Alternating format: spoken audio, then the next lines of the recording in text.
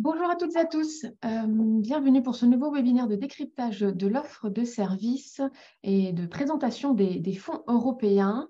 Je me présente, moi, je suis Emmanuelle Lebris, directrice du programme Petite Ville de demain. On vous a concocté à plusieurs mains un webinaire donc, pour vous présenter les opportunités financières européennes auxquelles vous pouvez prétendre. Quelques consignes comme à l'habitude.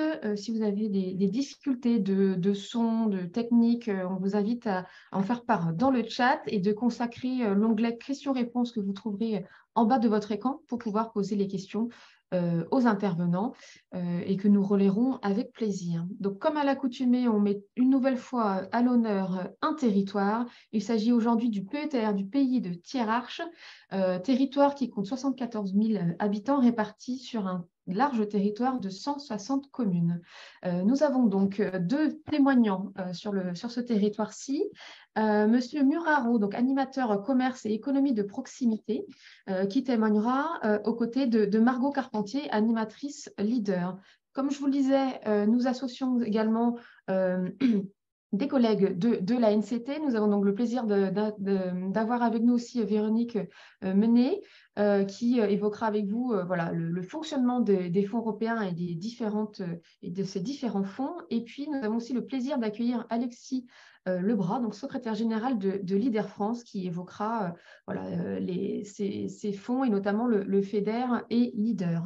Petite ville de demain, dans la plupart des territoires, comme vous le savez, entre ou est en phase opérationnelle, notamment à l'occasion de la signature de la convention cadre Petite Ville de demain.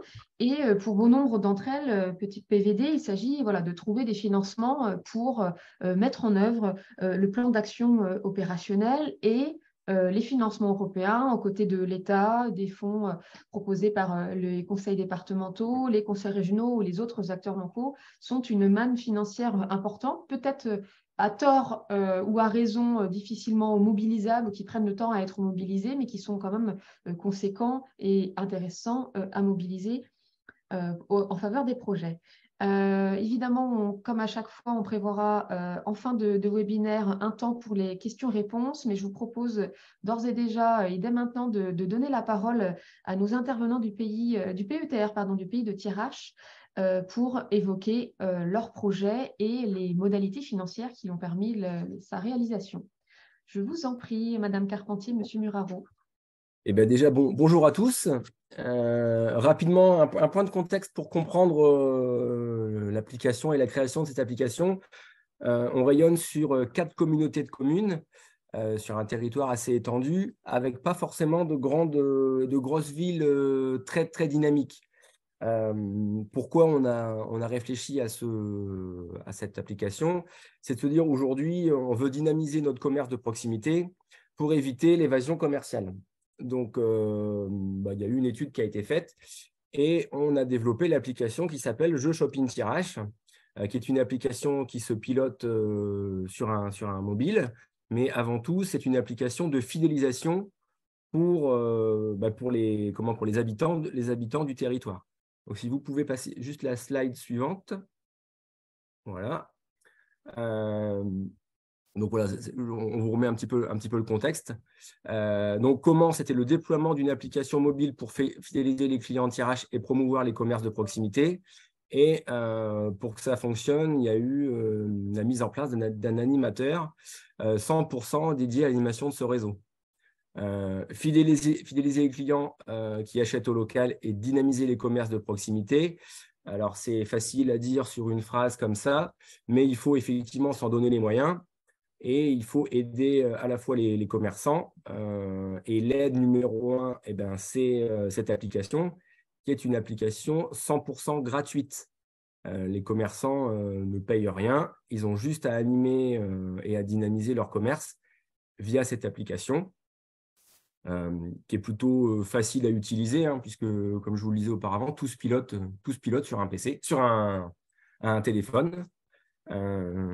Ça permet aux commerçants de faire de la communication, de mettre leur bon plan et surtout de capter du client pour faire grossir leur chiffre d'affaires. Sur la partie budget et financement, vous avez le détail. Margot sera peut-être plus à même d'en parler. Donc, Margot, si tu veux y aller. Donc, comment on a financé la création de cet outil-là? On est allé chercher des fonds européens, et en l'occurrence, le programme LEADER que porte le PETR depuis pas mal d'années déjà. Et c'est une application que l'on a financée sur la période 2014-2022. Avec un montant qui est indiqué sur l'écran, quasiment 14 500 €, ce qui représente finalement dans ce budget total un petit peu plus de la moitié de ces 28 000 et quelques euros pour cette application-là.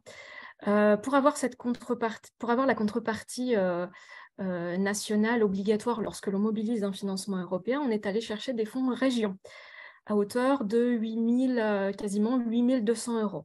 Là, on a répondu à un appel à projet bien spécifique autour de cette dynamique des centres-bourgs et des centres-villes. Donc, vous avez les montants ici. Et le reste à charge de la part du PETR, donc, qui représente 5 668 € et quelques centimes, donc 20% d'autofinancement. Donc, 3 apports. Un apport de l'Europe, un apport de la région Hauts-de-France et le reste à charge par la structure porteuse, le PETR, pour un budget total qui est inscrit sur l'écran pour la première année de mise en place de l'application, 28 000 €, 28 343 €. Donc là, vous avez une vision synthétique de l'application depuis sa création. Aujourd'hui, on a donc 200 commerçants qui sont adhérents sur les 4 communautés de communes. Ça nous fait 4 645 consommateurs. Voilà. C'est quand même intéressant puisque tous ces chiffres sont en progression. Et vous pouvez voir sur les 4 645, 2 399 sont des utilisateurs hebdomadaires. Donc ça, c'est quand même le point positif. Et là, vous avez le montant, 985 600 € de tickets fidélité qui ont déjà été distribués à l'ensemble des consommateurs. Donc, c'est quand même, c'est pas anecdotique comme montant. Et le panier moyen par commerce, c'est des gens qui utilisent l'application. On est à 49,25 €. Donc, pour résumer l'application, c'est un outil.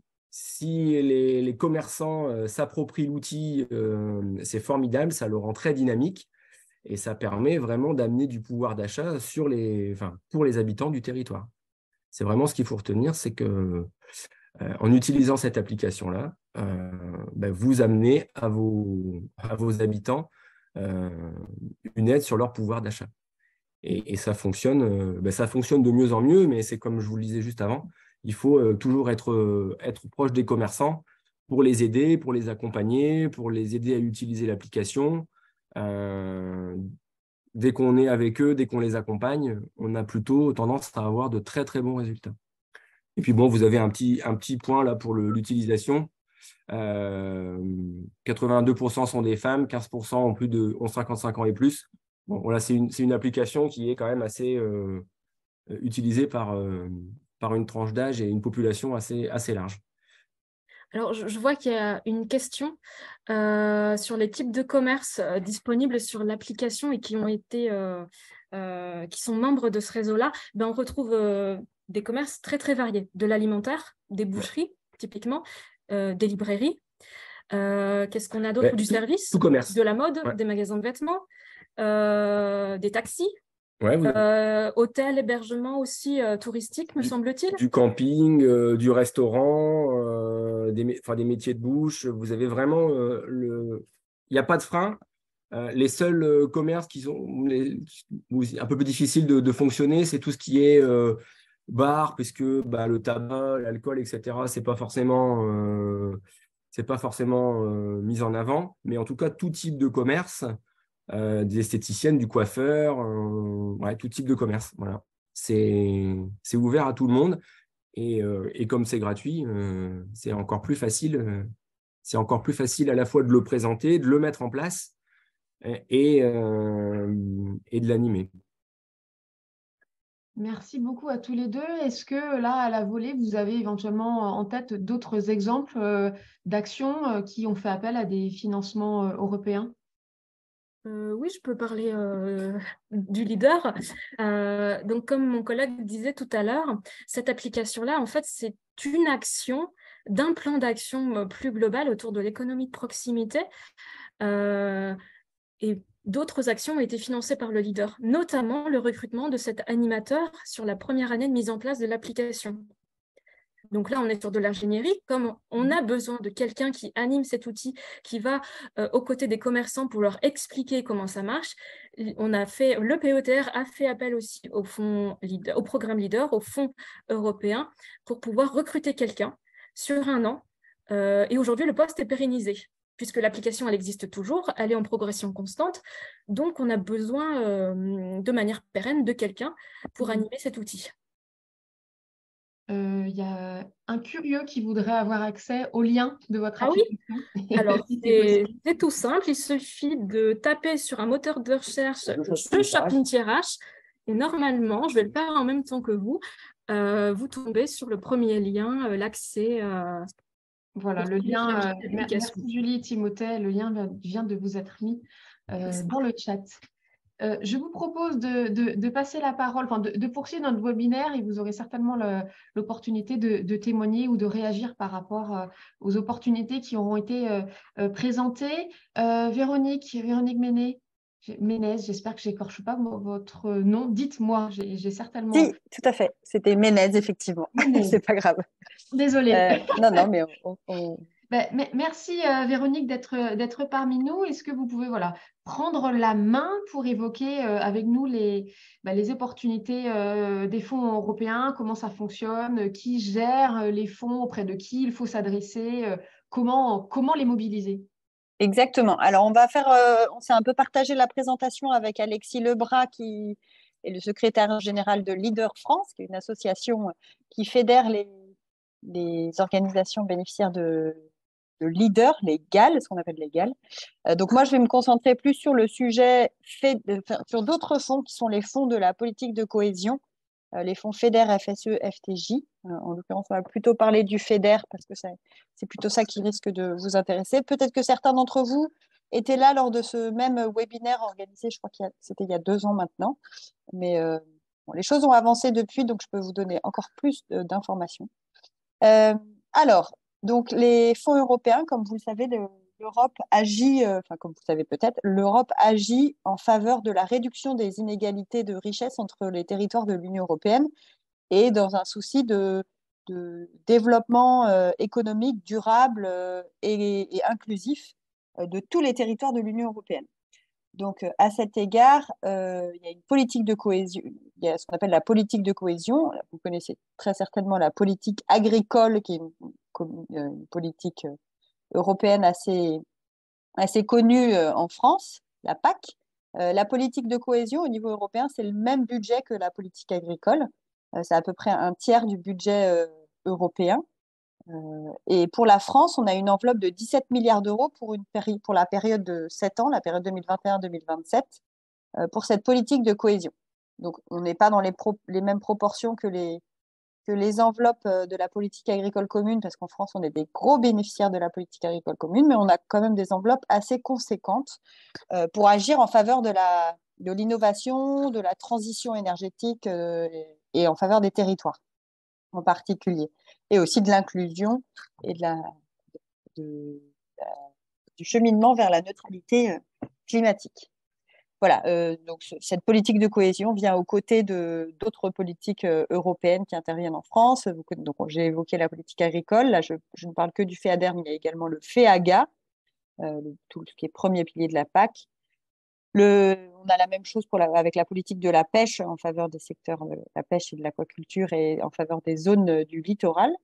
Et puis, on a eu une enveloppe exceptionnelle de 40 milliards d'euros en 2021 dans le cadre du plan de relance de l'Union européenne après la crise Covid. Mais cette enveloppe est sur le point d'être consommée dans son intégralité, donc je ne vais pas m'attarder sur ces 40 milliards. Je vais me concentrer du coup sur la politique de cohésion. Donc la politique de cohésion qui vient tout juste de démarrer en dépit du calendrier. Alors c'est une politique qui est censée intervenir sur 2021-2027, mais en raison de la crise de 2020, on a pris un peu de retard parce qu'il y a eu des enveloppes exceptionnelles sur la période 2014-2020. Donc, on commence tout juste la période 2021-2027. On a une enveloppe totale de 17 milliards d'euros au niveau national, plus 1 milliard d'euros pour faire de la coopération avec nos voisins européens sur différentes thématiques. Et les sujets traités, je vais les développer ultérieurement, mais on a 5 grandes thématiques, une Europe intelligente, une Europe, peut-être qu'on peut passer à la slide d'après. Voilà, on a une Europe intelligente qui représente un gros morceau avec 3,5 milliards d'euros en faveur de la numérisation, de la compétitivité des PME et surtout l'entrepreneuriat, l'innovation dans les entreprises. On a une enveloppe pour une Europe plus verte, tout ce qui est transition énergétique, adaptation au changement climatique, gestion des ressources, eau, déchets, protection de la biodiversité, mobilité urbaine durable. On a une grosse enveloppe de 7 milliards d'euros pour tout ce qui relève du Fonds social européen en particulier pour faire de l'inclusion et de l'insertion des personnes qui sont éloignées de l'emploi, de l'éducation, de la lutte contre le décrochage scolaire, ce type de thématique. C'est pour s'assurer que ce développement économique des territoires soit le plus inclusif possible et ne laisse personne sur le bord de la route, avec beaucoup d'actions de formation professionnelle qui sont mises en place par les conseils régionaux. Et puis, on a des plus petites enveloppes sur une Europe plus proche des citoyens, où là, on va retrouver un petit peu ce que fait Leader avec des fonds FEADER. Mais là, c'est avec des fonds FEDER. On va essayer de soutenir des projets de développement territoriaux, des stratégies territoriales sur des investissements un peu spécifiques, avec parfois une grande marge de manœuvre laissée aux territoires qui bénéficient de ces enveloppes. Et là, donc, on a 1 milliard d'euros sur cette enveloppe. Donc voilà, alors je vous ai mis, c'est en tout petit, les enveloppes qu'il y a par région, mais vous retrouverez tout ça dans le PowerPoint qu'on vous diffusera. Ce qu'il faut retenir, c'est qu'on a un tiers des crédits FEDER qui ciblent les régions d'outre-mer. Alors, on a les 5 régions d'outre-mer, Réunion, Mayotte. Donc, Réunion, c'est notre plus gros bénéficiaire, hein, c'est 15% de l'enveloppe France, voilà.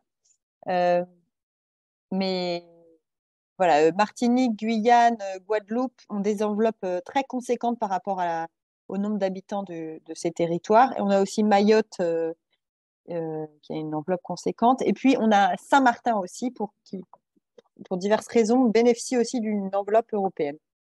Voilà, donc historiquement, c'était les départements les plus pauvres qui bénéficiaient de la plus grosse enveloppe. Et c'est toujours un peu le cas. Il y a eu donc, par exemple, Île-de-France et Rhône-Alpes, qui sont les régions les plus riches de France, reçoivent une enveloppe un peu plus petite, mais elles ont des grosses enveloppes FSE, du Fonds social européen, parce que celle-ci est plutôt proportionnelle au nombre d'habitants, et en particulier au nombre de personnes pauvres. Donc voilà pour le panorama régional. Alors attendez, j'ai juste un tout petit souci, parce que j'ai quelqu'un qui frappe.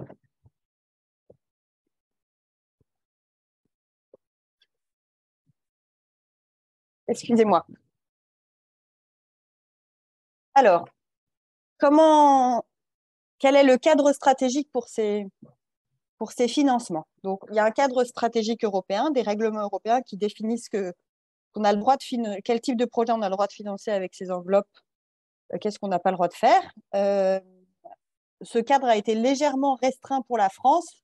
L'Europe nous a demandé de ne plus financer tout on ne finance plus exactement la même chose en Roumanie qu'en région Île-de-France, parce que les besoins ne sont pas les mêmes. On ne finance pas la même chose à Mayotte qu'à Lyon, ce qui est bien normal. Donc l'idée, c'est d'identifier quels sont les sujets sur lesquels l'Europe a une valeur ajoutée encore. Donc on va être plus sur de l'innovation, de la transition pour les régions métropolitaines, et encore sur des investissements dans des infrastructures de base dans les territoires d'outre-mer, aux endroits où ça manque encore. Donc cette stratégie française est résumée dans un accord de partenariat qui a été négocié avec la Commission, et ça se décline en programmes régionaux ou nationaux qui sont, eux, les véritables gestionnaires des enveloppes dont la France dispose pour la période 21-27. Donc, on a des programmes qui sont gérés par les conseils régionaux pour le FEDER, et des programmes qui sont gérés par la DGEFP pour une partie du FSE. et par la DGCS aussi, donc pour toutes les enveloppes emploi, formation professionnelle, insertion et aide aux plus démunis. Voilà, donc au sein de ces programmes, chaque programme correspond à un programme d'investissement sur 7 ans. Et puis ensuite, les enveloppes disponibles sont consommées via des appels à projets qui sont ouverts aux collectivités, puisque c'est vraiment pour faire du développement régional. Donc là, je vous ai mis quelques exemples de projets qui ont été financés. Donc on est sur des projets qui sont en taille beaucoup plus conséquents que Leader, hein, c'est souvent la ligne de partage. Un gros projet, souvent, va être financé plutôt sur des crédits FEDER, alors que les petits projets d'investissement très local, ce sera plutôt sur Leader, dont va vous parler Alexis ultérieurement.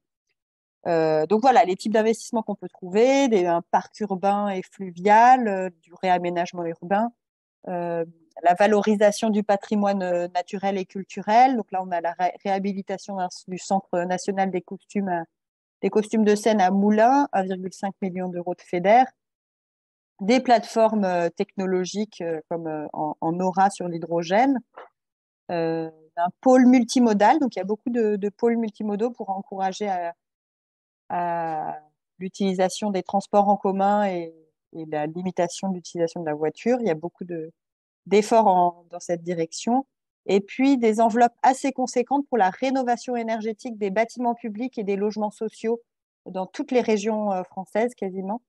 Donc si vous avez ce type de projet, voilà, ayez le réflexe fonds européen FEDER parce que souvent il y a des crédits et des appels à projets sur ces thématiques. Alors, effectivement, alors ça date un tout petit peu, mais je pense que les chiffres n'ont pas dû beaucoup bouger. C'était pour vous présenter les types de projets qui bénéficient de FEDER et qui sont portés par des collectivités infrarégionales. Je suis désolée, ça n'apparaît pas très bien à l'écran. Du copier-coller, il y a des petites choses qu'on sautait, c'est pas très grave. Donc, vous voyez que quand même, les sujets qui sont portés par les collectivités sont souvent en lien avec l'environnement, la transition. Il y a un peu de projets numériques, mais on a quand même je dirais presque les 3/4 des dépenses du FEDER en direction des collectivités infrarégionales, donc les collectivités locales, qui sont sur l'environnement, donc des aménagements touristiques de sites naturels, l'animation de sites Natura 2000. Certaines régions ont mis des crédits sur du FEDER, de la renaturation de friches industrielles ou friches urbaines.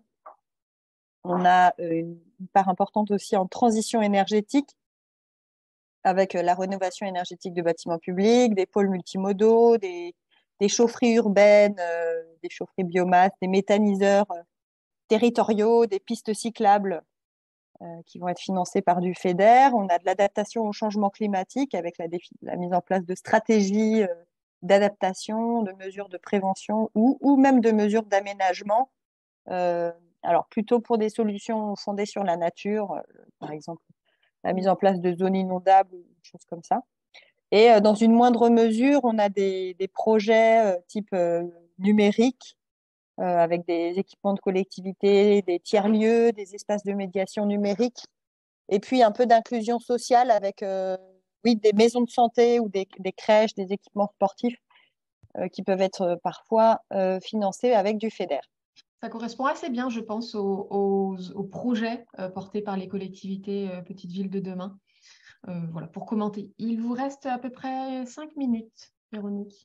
D'accord, bon, je vais aller assez vite sur la fin. Je veux juste que tout le monde ait bien en tête, parce que vous avez évoqué en introduction effectivement la complexité des projets européens. Alors, c'est une réalité. C'est pas vraiment de la complexité, c'est plutôt un niveau d'exigence et de rigueur et un fonctionnement qui est un peu différent des fonds nationaux et qu'il faut bien avoir en tête avant de s'engager dans des fonds européens. Ça en vaut la peine. Vous avez vu les montants dont je parlais, hein. On peut être assez rapidement au-dessus du million d'euros pour financer un projet avec des fonds FEDER, donc ça en vaut la peine, mais c'est assez exigeant. À la différence des fonds nationaux où la demande de subvention doit être très complète, mais après, on fait un peu ce qu'on veut. Dans les fonds européens, on est obligé de faire ce qu'on avait dit qu'on allait faire. Voilà, et on doit le prouver. Donc, c'est la vraie différence. Donc, il faut que votre projet s'inscrive dans le cadre stratégique du programme et de la réglementation européenne. Ça doit répondre à un appel à projet en tout point. Il faut que vous puissiez apporter un cofinancement. Il n'y a pas de financement européen à 100%, sauf exception récente en raison des crises successives. Et il faut pouvoir prouver que vous avez bien été cofinancé. C'est sur la base du remboursement, ce qui peut limiter la participation de toutes petites collectivités qui n'auraient pas forcément les épaules suffisamment solides pour avancer des gros montants. C'est vraiment un remboursement de factures acquittées, donc il ne faut pas être pressé, il faut être en mesure d'attendre 2 ans, 3 ans avant de recevoir les fonds après le démarrage du projet. Il faut pouvoir faire l'avance de frais. Et puis, il faut un suivi extrêmement rigoureux de toutes les pièces justificatives, de tous les points de la convention de financement qui a été signée avec la région.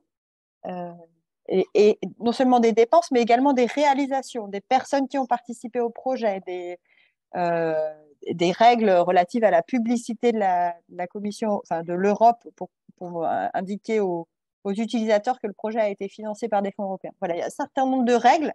La première fois qu'on participe, il faut avoir en tête que c'est possible qu'on ne récupère pas l'intégralité de l'enveloppe. C'est le temps de se faire la main. Mais une fois qu'on a fait un premier petit projet, après, c'est plus simple.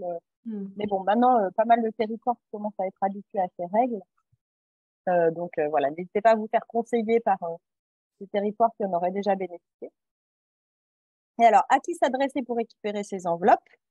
Donc, les enveloppes du FEDER et 9 milliards d'euros pour la période de 7 ans sont gérées par les conseils régionaux pour la plupart, ou les collectivités territoriales uniques en Martinique, Guyane et en Corse, et en préfecture à Saint-Martin et à Mayotte. C'est une seule exception. Donc, ayez en tête le réflexe conseils régionaux qui parfois peuvent s'appuyer aussi sur des EPCI pour une partie des crédits. Donc, parfois, dans certaines régions, essentiellement en Nouvelle-Aquitaine, les EPCI se sont vus confier des enveloppes spécifiques pour faire du développement territorial.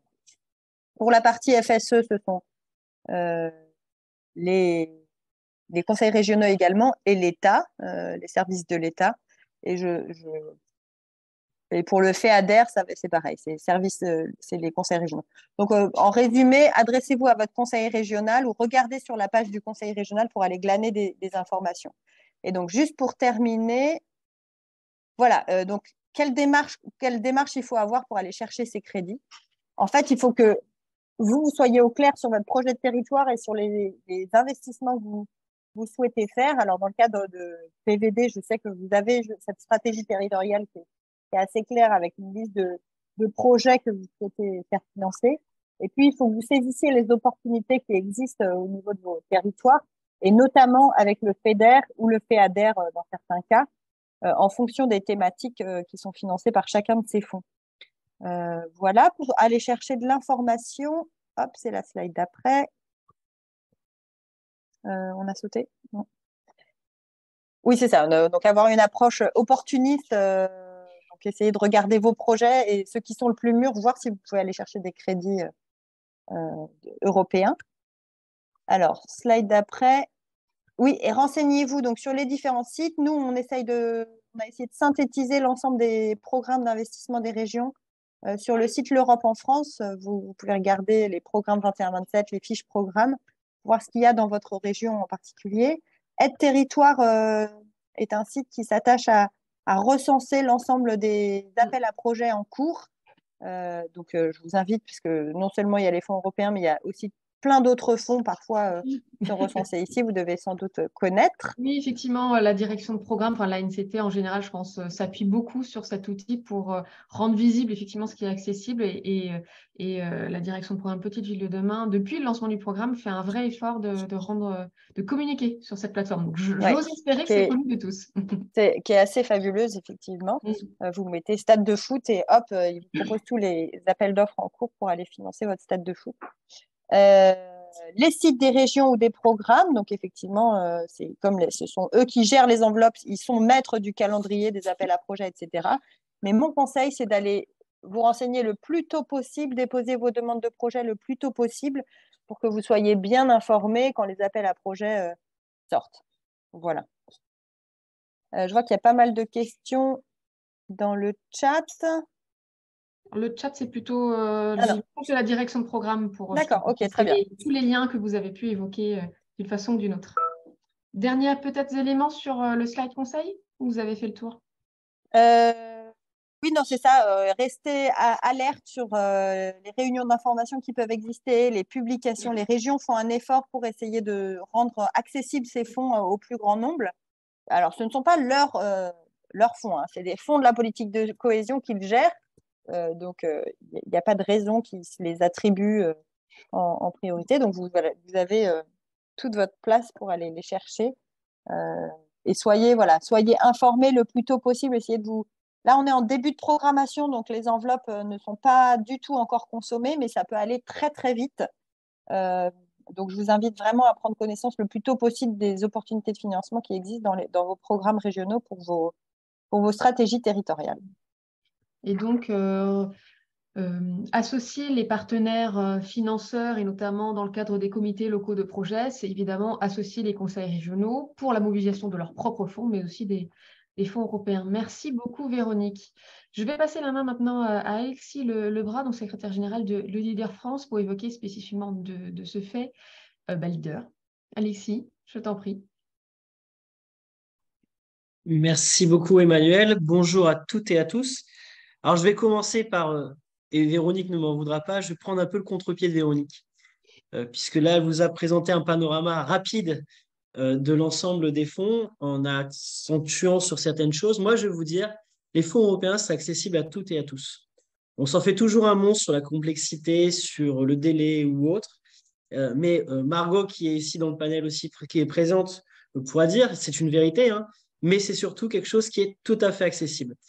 Alors, c'est vrai que vous présenter les fonds européens en quelques minutes est un exercice très, très difficile et je remercie Véronique pour l'ensemble de ces éléments. Mais c'est vrai que au-delà de tous les programmes qui vous sont présents, qui vous ont été présentés sommairement et toutes les possibilités d'accès aux fonds, les fonds européens permettent aussi d'avoir une vision un petit peu plus territoriale et notamment à travers deux démarches, principalement la démarche LEADER qui est le fameux programme européen de développement rural, qui est le volet territorial du FEADER, du Fonds européen agricole. Alors, LEADER, c'est important pour vous en tant que petite ville de demain, puisque juste pour vous donner un chiffre, sachez qu'il y a plus de 85% des petites villes de demain qui font partie d'un territoire LEADER. Et je réponds en même temps à la question posée par Christian en tout début de session. Il y a plus de 339 territoires en France aujourd'hui qui sont engagés dans le programme LEADER, dont 316 ont au moins une petite ville de demain. Et on a même plus de 20 territoires qui ont plus de 10 petites villes de demain au sein de leur groupe d'action locale. Donc, autant dire que vous avez, avec Leader, un partenaire qui est réfléchi et local et qui va pouvoir aussi un petit peu vous accompagner dans cette démarche. Donc, je reviendrai un petit peu sur ce programme, ce volet territorial, comment ça fonctionne pour que vous puissiez, de manière très concrète, voir à quoi il peut vous servir et comment. Mais Leader, c'est vraiment un ancrage local. Hein. C'est vraiment la partie très locale des fonds européens. C'est la première porte d'accès qui vous permet de vous orienter avant même d'aller vers les conseils régionaux et autres organismes autorités de gestion. C'est vraiment la première porte d'accès. Et sur cette génération, on a son pendant. Alors, Véronique en a légèrement parlé, effectivement, qui s'appelle le DLAL. Alors, excusez-nous du terme, c'est des termes européens. C'est toujours des barbarismes européens. Le DLAL signifie le développement local mené par les acteurs locaux. Donc, c'est une démarche, c'est une démarche qui, dans le cadre du FEDER, donc du Fonds européen pour le développement régional, a développé aussi un volet territorial rural qui s'appuie sur cette démarche, qui s'appuie sur Leader, qui fonctionne exactement dans la même démarche que Leader, mais qui est cette fois-ci financé par le FEDER. Pourquoi ces démarches territoriaux dans les fonds européens? Tout simplement, l'idée de fond de la Commission européenne, c'était de donner la capacité financière et technique aux territoires de développer une stratégie locale de développement concertée. Donc, quand je vous parle de stratégie, quand je vous parle de donner de la capacité financière et technique, vous voyez les ponts qui se font directement entre PVD et ces dispositifs, puisque la particularité de ces dispositifs européens, comme PVD, c'est qu'il y a une ingénierie financière qui est financée justement dans le cas des dispositifs pour accompagner les porteurs de projets et pour accompagner la démarche. Même langage, même ambition. Exactement. Et Peut-être juste un point, Alexis, mais effectivement, le DLAL FEDER, ce ne sera que en Nouvelle-Aquitaine et en Guyane. Donc, alors, je vais t'informer d'une nouveauté, puisqu'il y a un troisième territoire qui se positionne et qui va se positionner dans les prochaines semaines, qui n'ont pas encore lancé, qui est la collectivité territoriale de Martinique, qui est en train de modifier son PO pour pouvoir le faire en temps et en heure. Donc, c'est une petite exclusivité que je te donne et qui est toute fraîche. Mais indépendamment de ces dispositifs DLAL, effectivement, la plupart des régions ont prévu des enveloppes dédiées aux projets de territoire, sous d'autres formes. Tout à fait. Mais alors, la particularité de ces dispositifs, c'est que sur ces dispositifs, vous connaissez déjà l'enveloppe en avance et que ce ne sont pas des appels à projets. Effectivement, les régions vont développer cette fameuse S5 sur des appels à projets, des fois thématiques, des fois annuels ou des fois voilà, calendaires. Mais là, vous avez, au sein de pour Leader comme pour DL FEDER, c'est une enveloppe qui est dédiée au territoire et qui est gérée par le territoire. Donc, c'est bien, comme vous le voyez dans la slide, c'est bien le territoire qui gère l'enveloppe. Donc, la décision ne se fait pas au niveau régional, qui sont les autorités de gestion, mais c'est bien au niveau local, au sein d'un groupe d'action locale. Autre jargon qui est tout simplement un comité qui représente à la fois des partenaires publics et privés qui valident effectivement les projets au sein d'un groupe d'action locale. Alors, c'est une particularité importante puisque ce ne sont pas que des décisionnaires publics qui choisissent où va être affecté l'argent sur le territoire, mais il y a bien cette contrepartie avec les acteurs privés, les acteurs dynamiques du territoire. Et ces dispositifs sont basés sur une stratégie. Et c'est pour ça qu'on appelle d'ailleurs le développement local par les acteurs locaux, puisque ce sont les acteurs locaux, comme pour Petite Ville de demain, qui ont défini leur stratégie en fonction des attentes, des richesses, des opportunités du territoire. Et c'est cette stratégie dans sa globalité qui a une enveloppe financière. Très concrètement, ça ne s'appuie pas sur une structure juridique, ça s'appuie sur une structure juridique existante, donc bien souvent sur des comités de communes qui portent des groupes d'action locale ou des PI ou des PETR. Vous avez l'exemple avec nous aujourd'hui du PETR PITRH.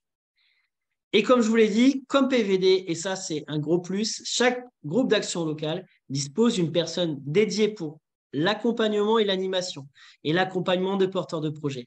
Donc ça, c'est une grosse plus-value parce que lorsqu'on parle de difficultés, lorsqu'on parle de complexité, là, vous savez que vous avez au moins sur chaque territoire, vous avez au moins un ou deux personnes qui sont présentes sur le territoire et qui sont là pour vous accompagner, pour vous orienter, pour vous guider dans tout cet univers des fonds européens sur le FEADER, sur FEDER, et bien souvent sur d'autres fonds, puisque ce sont vos premiers interlocuteurs qui sont présents et qui sont en capacité de vous dire, ben voilà, votre projet, il sera plus orienté tel fonds ou tel fonds, et on sait qu'on en a beaucoup besoin parce que c'est très large. Leader comme le DLAL, pour être complet, ce sont des programmes qui peuvent potentiellement financer des projets de toute taille et des projets de différents types de porteurs de projets. Ça peut aller du maintien, développement des services publics, des circuits courts, le tourisme, la mobilité durable, la revitalisation des centres-bourgs, la culture. Deux conditions en fait pour que les projets soient éligibles, c'est être sur un territoire leader. Donc là, c'est effectivement, il faut avoir cette condition sine qua non et que tous ces projets-là soient en lien avec la stratégie qui est développée par le groupe d'action locale. Donc, si vous êtes sur un territoire qui développe une stratégie autour de la transition écologique et que vous avez potentiellement un projet de revitalisation de centre-bourg, si ce n'est pas inscrit, si ce n'est pas un pan de cette stratégie globale, vous ne serez pas éligible au programme leader. Donc, voilà ces deux conditions. Être sur un territoire leader et avoir un projet en lien avec la stratégie du GALM. Je vais vous donner deux exemples concrets de projets, au-delà de Je Shop in TRH, qui est un des projets qu'on a valorisé aussi au niveau national et un bel exemple de ce qu'on peut faire avec les fonds européens, qui sont sur deux petites villes de demain. Les exemples sont assez bien choisis, puisque pour être totalement transparent avec vous, sur Grand-Champ, où les élus ont réussi à développer en fait un centre culturel éphémère donc sur la thématique de la culture, dynamisation du centre-bourg, qui a été financé, vous voyez, avec 19 000 € de financement leader pour un investissement de 25 000 €. Donc là, on est sur le champ de la culture, comment on dynamise le centre-bourg en développant l'accès à la culture. Et autre exemple, pour aller très vite, puisque je sais que le temps est compté, cette fois-ci plus avec un accent développement durable, et on va vers le sud de la France, c'est la petite ville de demain d'Apt, qui a travaillé sur une stratégie justement pour amener de la nature en ville et pour végétaliser la ville dans une dynamique citoyenne. Et donc, avec ce projet, les rues transformées, ce qui est un projet d'un investissement de 46 000 € avec un apport de 27 000 € du FEADER. Donc, vous voyez, c'est quand même deux projets qui montrent qu'on peut agir sur des thématiques différentes dans le cadre concret des petites villes de demain. Et on pose la question la plus importante, je pense, aujourd'hui, c'est comment bénéficier d'une aide dans le cadre de ce dispositif leader ou DLL. La première des choses, c'est de vérifier que la commune est membre d'un groupe d'action locale ou d'un territoire DLAL.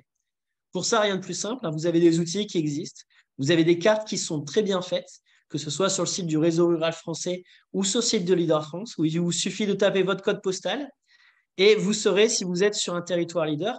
Et bientôt, je l'espère, dans les prochains mois, en partenariat avec Aide Territoire, en tapant le nom de votre commune sur Aide Territoire, vous saurez si vous êtes sur un des territoires leader.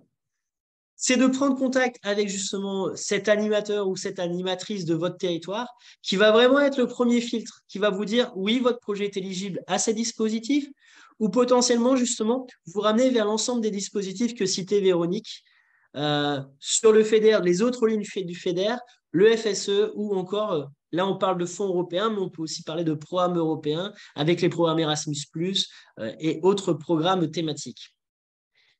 Vous pouvez aussi, comme l'a dit Véronique, solliciter le conseil régional, qui est autorité de gestion des fonds, donc qui est aussi en mesure de vous donner les contacts de la personne à proximité si vous ne savez pas si c'est votre PETR ou votre intercommunalité qui porte ces dispositifs. Et comme sur l'ensemble des fonds, les conditions sont simples, c'est d'avoir un cofinancement public, de respecter les règles, je n'irai pas plus loin, cadre juridique, réglementaire lié au fonds et au projet. Et surtout, c'est d'avoir un projet en lien avec la stratégie du territoire. Donc, pour un programme comme Petite Ville de demain, qui est un programme très territorial, ayez l'accès, ayez le réflexe surtout de regarder si vous êtes un territoire concerné et le cas échéant, si ce n'est pas déjà fait, de prendre contact avec l'animateur ou l'animatrice du GAL pour commencer à voir quelles sont les articulations qui sont possibles, qu'est-ce qui est finançable pour vous sur cette programmation et sur la programmation européenne qui commence 2023-2027 pour pouvoir créer des relations de confiance et que vous puissiez participer les uns et les autres, je pense, à vos différents comités pour faciliter cette articulation dans les prochaines semaines et dans les prochains mois. Voilà, je pense que j'ai résumé et que je suis dans les temps, Emmanuel. C'est parfait, je n'aurais pas mieux conclu. Effectivement, les contacts sont à prendre. On vous a mis dans le chat le lien vers la fameuse carte que tu évoquais, Alexis. Merci beaucoup. Je vous propose aux intervenants du PETR Pays de Thiérache, je vais y arriver un jour, de ne pas écorcher le nom, désolé. Est-ce que vous voulez compléter votre regard sur les fonds européens à la lumière de ce qui a pu être dit par Véronique et Alexis? En tout cas, pour Leader, fonds européens, certes, ça peut paraître très complexe. Je pense qu'on a beaucoup d'a priori de manière générale sur les fonds européens, mais hyper localisé. Et le point de contact est assez facile. Le contact est assez facile à prendre. En tout cas, pour des GAL, des territoires leaders, il y a toujours quelqu'un, il y a toujours de l'ingénierie qui est là, un animateur, une animatrice qui est là, aux côtés des chefs de projet Petite Ville de demain, aux côtés des élus aussi, pour répondre à toutes leurs questions. Et c'est le but aussi de ça, c'est de les orienter du mieux possible pour pouvoir contribuer au développement du territoire.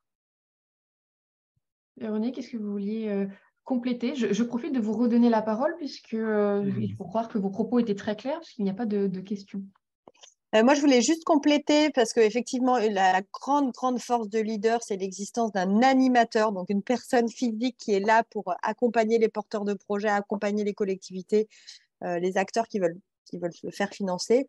Et donc, alors évidemment, ils vont prêcher pour leur paroisse et financer les projets avec les enveloppes leaders dont ils disposent, mais c'est quand même un premier contact pour un porteur de projet pour les orienter vers d'autres fonds aussi. Et on sait très bien que les animateurs leaders dans les territoires ont aussi ce rôle d'orientation vers d'autres enveloppes européennes plus importantes, comme les enveloppes du FEDER. Donc, j'appuie complètement les propos d'Alexis sur le fait que, sur l'importance d'aller parler à l'animateur leader local qui pourra être votre boussole dans cet environnement des fonds européens. Et inversement, je dirais peut-être même. En fait, globalement, même type de métier, même type d'enjeux et d'objectifs du côté de leader comme Petite Ville de demain, et qui peut constituer sur un certain nombre de points un binôme aussi, ou plus dans les territoires à l'échelle justement des porteurs des GAL.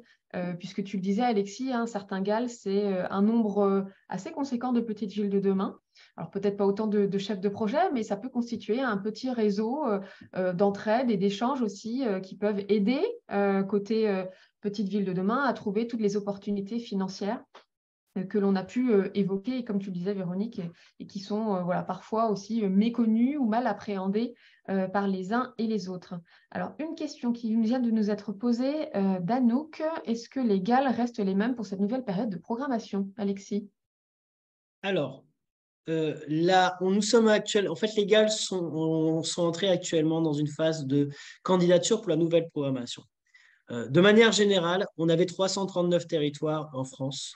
Demain, sur la programmation 2023-2027, on en attend 300. Aujourd'hui, on a plus de 270 qui ont déjà été sélectionnés. Mais de manière globale, si on regarde, même si le nombre de territoires est inférieur, certains territoires vont être à plus grandes échelles. Donc, ça veut dire qu'en termes de représentation, en termes de couverture, notamment de communes et de petites villes de demain, on va être à l'équivalent. Voilà, c'est juste la fusion de certains groupes sur l'action locale. Pour vous donner un ordre d'idée, les GAL ont commencé à être sélectionnés à partir du mois de janvier, le seront normalement jusqu'à fin août. Donc, ça veut dire qu'à partir du mois de septembre, on pourra avoir la cartographie un petit peu complète des groupes d'action locale qui se fait au fil de l'eau en fonction des régions par région. Mais globalement, on va être sur les mêmes répartitions géographiques, mais peut-être avec des organisations un petit peu différentes. Je pense notamment pour Auvergne-Rhône-Alpes, où l'équivalent de 3-4 GAL actuels va être prochainement plus regroupé au sein d'un seul groupe d'action locale. J'en profite pour insister exactement sur ce qu'a dit Emmanuel. Les animateurs leaders ont aussi besoin de vous, puisqu'ils sont garants de l'animation d'une stratégie locale de développement, donc territoriale. Donc, c'est très important aussi qu'ils sachent quels dispositifs existent sur leur territoire, qui vous connaissent et que vous soyez dans une dynamique de co-construction, à la fois pour aller capter des fonds européens, mais à la fois que pour eux puissent s'appuyer sur vous, puisque vous allez vous rencontrer dans votre quotidien des potentiels porteurs de projets, associatifs, collectivités ou autres, dont vous êtes une ressource importante pour les animateurs leaders. Donc, c'est vrai que c'est donnant-donnant, et si ce n'est pas déjà fait, moi je le redis, on a plus de 85%, quasiment la couverture, elle est quasiment leader et correspond à PVD. Donc, surtout n'hésitez pas, je pense que ça peut être vraiment un deal gagnant-gagnant si ce n'est pas déjà fait. Alors, Alexis, tu as évoqué le côté un peu sur-mesure finalement des démarches leaders. C'est un peu les mots-clés que l'on emploie aussi de notre côté. Est-ce que pour autant, il y a des points communs entre ce qui est dépenses éligibles, inéligibles, ou est-ce que c'est vraiment singulier à chaque démarche leader? Il y a des règles générales. Sur les types de dépenses, on est quand même sur des jargons et sur des choses qui sont standardisées. Ce qui est dépendant les uns des autres, c'est quelle thématique va être GAL par GAL. Mais globalement, on retrouvera le même cadre de dépenses, on retrouvera un peu les mêmes. Ce qui est vraiment fléché, territorialisé, c'est vraiment dire le GAL, moi, ma stratégie, elle va se refermer sur telle thématique, ou ma stratégie, elle va être ouverte sur telle thématique. Et ça, d'un GAL à l'autre, même si ce sont des GAL voisins, peut être totalement différent. Par contre, le type de dépense, le mode de fonctionnement, le mode de dépôt de dossier, la construction des dossiers, les pièces demandées vont être quasiment identiques d'un territoire sur un autre. Ce sont des démarches qui sont assez formalisées et qui sont proches des autres lignes du FEDER, FSE ou autres. C'est des règlements qu'on retrouve à peu près dans tous les domaines. Effectivement, en ce qui concerne l'éligibilité des dépenses et la constitution des dossiers, c'est vraiment une réglementation européenne qui s'applique à tous. En termes d'éligibilité, il n'y a pas de règles. Enfin, s'il y a des règles un peu spécifiques, en gros, on finance un projet, on ne va pas financer du fonctionnement simplement avec des fonds européens. C'est vraiment des investissements, des choses comme ça.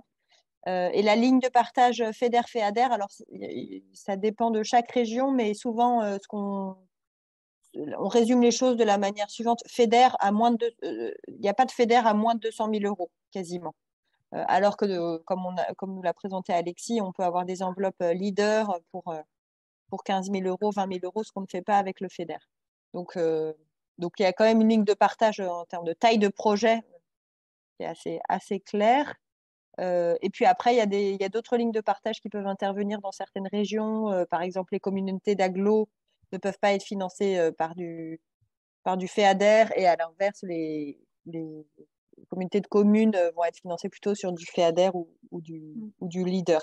Mais tout ça, ça dépend de chaque région. Mais voilà, retenez en général zone rurale, leader, petit projet, leader. Zone rurale, FEADER, petit projet, leader, et FEDER, plutôt gros projet. Et puis urbain et rural, il y a aussi du rural avec FEDER. Voilà.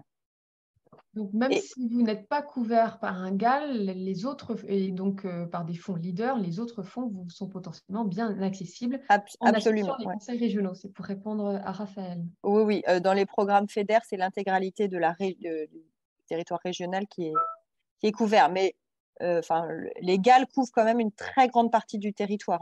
Par exemple, en Nora, effectivement, un GAL, c'est un département, si je ne me trompe pas. Donc, on a une très belle couverture du territoire français par les GAL. Ça, je ne connais pas les chiffres précisément, mais Alexis pourra. Merci beaucoup, Véronique. Alexis, tu réouvrais ton micro. Oui, tout simplement, comme je disais, en fait, les GAL, c'est 28 000 communes. Donc, vous faites le quota sur les 35 000 en France, vous enlevez les zones un peu plus urbaines, et vous avez quasiment 80% du territoire français qui est couvert par le programme Leader. Et vous avez aussi, et ça a été dit dans le chat, et je vais le dire aussi parce que c'est important, il y a 2 autres points d'accès. Donc, vous avez les GAL, vous avez les conseils régionaux, mais vous avez aussi certains centres Europe Direct qui travaillent. Et je salue Claire qui est présente avec nous, qui sont aussi de très bons relais pour vous informer, pour vous donner les contacts d'eux, et d'aller aussi vous proposer aussi ce qui se passe aussi à côté des fonds européens, et j'en parlais, qui sont les programmes thématiques. Et je pense notamment Erasmus+, qui est aussi, et qui peut être une excellente opportunité pour les PVD de travailler sur vos actions. Parfait. Merci beaucoup vraiment à tous nos intervenants pour ces propos éclairants. Pour vous dire qu'évidemment, comme à l'habitude, on mettra à disposition ce replay sur notre page YouTube. On profitera aussi de l'occasion pour, dans les prochaines semaines, valoriser le projet qui nous a été présenté par le PETR Pays de Thiérache. J'y étais presque. Nous, côté Petite Ville de demain, on vous donne rendez-vous pour celles et ceux qui sont intéressés à l'ANC Tour mardi prochain au Palais des Congrès à Paris. Événement lors duquel vous pourrez assister à la rencontre nationale Petite Ville de demain le matin, à un atelier La fresque du climat l'après-midi. Il y a encore des places, n'hésitez pas à vous y inscrire. Et puis, nous aurons aussi le plaisir, ou vous aurez aussi le plaisir, si vous le souhaitez, de pouvoir échanger avec Leader France, avec Alexis, dans le cadre d'un temps d'animation qui s'intitule Agenda rural Europe et développement local, l'action de Leader France. également le matin sur le village thématique culture, patrimoine, tourisme, logement. Merci beaucoup pour ces riches échanges, pour l'intérêt que vous portez aux fonds européens. Vous retiendrez qu'il faut prendre contact avec la communauté et le réseau Leader France et d'égal dans vos territoires pour faire tous les ponts nécessaires et l'alimentation réciproque des démarches et des financements. Merci beaucoup à tous et je vous dis à très bientôt. Bonne journée à vous.